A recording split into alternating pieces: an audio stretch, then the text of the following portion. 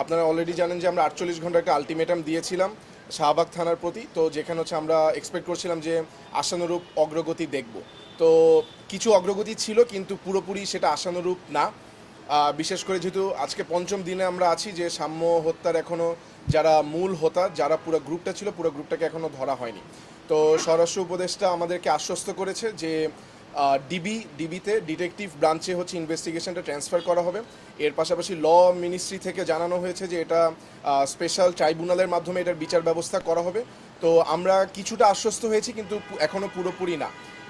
আমরা তখনই আশ্বস্ত হব যখন আমাদের চোখের সামনে সেই 10 থেকে 12 জন যাদেরকে ধারণা করা হচ্ছে এবং মূল যে সাসপেক্ট যে হচ্ছে স্ট্যাপ করেছে তাকে যখন আমরা থানায় দেখব এবং সে যখন বিচারাধীন হবে, তখনই আমরা পুরোপুরি আশ্বস্ত হব। তো আমাদের পরবর্তী যা যা কার্যক্রম যাই হয় সেটা আমরা অবশ্যই ক্যাম্পাস থেকে আমরা নির্ধারণ করে তারপরে হচ্ছে আপনাদের উদ্দেশ্যে জানাবো।